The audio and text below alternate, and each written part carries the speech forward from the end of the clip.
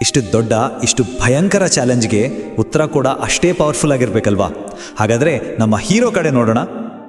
ಟೆಕ್ನಾಲಜಿಯ ಈ ದೈತ್ಯನನ್ನು ಎದುರಿಸೋಕೆ ಶ್ರೀರಾಮ ಕೇವಲ ಮರ್ಯಾದಾ ಪುರುಷೋತ್ತಮನಾಗಿ ಉಳಿಯಲ್ಲ, ಬದಲಿಗೆ ತನ್ನ ದೈವತ್ವದ ಜೊತೆ ಅತ್ಯಾಧುನಿಕ ಸೈಬರ್ನೆಟಿಕ್ಸ್ ಸೇರಿಸಿ ಒಬ್ಬ ಹೈಟೆಕ್ ಯೋಧನಾಗಿ ಅವತಾರ ತಾಳ್ತಾನೆ. ಹಾಗೇನೆ ರಾಮನ ದೈವಿಕ ಅಸ್ತ್ರಗಳಿಗೂ ಒಂದು ಟೆಕ್ ಅಪ್ಗ್ರೇಡ್ ಸಿಕ್ಕಿದೆ. ಅವನ ಧನುಸ್ಸು ಈಗ AI ಟಾರ್ಗೆಟಿಂಗ್ ಸಿಸ್ಟಮ್ ಹೊಂದಿದೆ. ಅಂದರೆ ಗುರಿ ಮಿಸ್ ಆಗೋ ಚಾನ್ಸೇ ಇಲ್ಲ. ಇನ್ನು ಅಗ್ನಿಬಾಣ, ಅದು ಈಗ laser guided missile.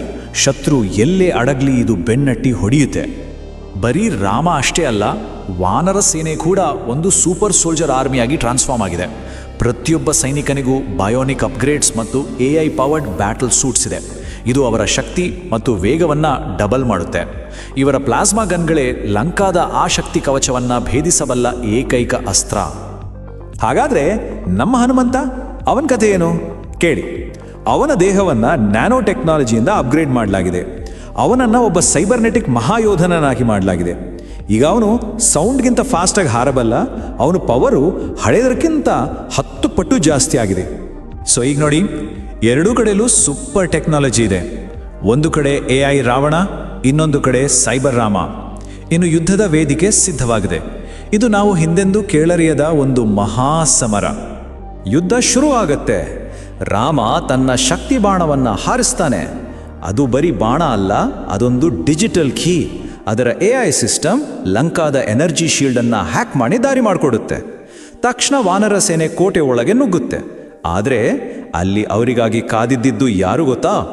Meghanath, ಅಜಡ್ಮಾನವ್ AI hybrid ಅವನ ಲೇಸರ್ ಆರ್ಮಿ. ಒಂದು ಕ್ಷಣ ಆ ದೃಶ್ಯವನ್ನು ಕಲ್ಪನೆ ಮಾಡ್ಕೊಳ್ಳಿ.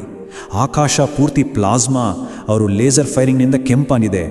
ಒಂದು ಕಡೆ ದೈವಿಕ ಶಕ್ತಿ, ಇನ್ನೊಂದು ಕಡೆ AI ಪವರ್. ಪುರಾಣಾರು ವಿಜ್ಞಾನ ಮುಖಾಮುಖಿ ಆದರೆ ಹೇಗಿರುತ್ತೆ ಹಾಗೆ. ಆ ಯುದ್ಧದ ನಡುವೆ ನಮ್ಮ ಹನುಮಂತ ಹೈಪರ್ ಸ್ಪೀಡ್ ಮೋಡ್ನಲ್ಲಿ ಲಂಕಾದ ಸ್ಕೈ ಸ್ಕ್ರೇಪರ್ಗಳ ಮಧ್ಯೆ ಮಿಂಚಿನಂತೆ ಹಾರಾಡ್ತಾ ಇದ್ದಾನೆ. ತನ್ನ ನ್ಯಾನೋಟೆಕ್ ಗದೆಯಿಂದ ರೋಬೋಟಿಕ್ ರಾಕ್ಷಸರನ್ನು ಒಂದೇ ಏಟಿಗೆ ಪುಡಿ ಪುಡಿ ಮಾಡ್ತಿದ್ದಾನೆ. ಹಾಗಾದರೆ ಎಲ್ಲವೂ ಆದಮೇಲೆ ನಾವು ಮತ್ತೆ ಅದೇ ಮೂಲ ಪ್ರಶ್ನೆಗೆ ಬಂದೇ ನಿಲ್ತೀವಿ. ಭವಿಷ್ಯದ ಈ ಮಹಾಯುದ್ಧದಲ್ಲಿ ದೈವತ್ವ ಆರ್ ಟೆಕ್ನಾಲಜಿ ಎರಡೂ ತಮ್ಮ ಪೀಕ್ನಲ್ಲಿದ್ದಾಗ ಕೊನೆಗೆ ಗೆಲ್ಲೋದು ಯಾವುದು?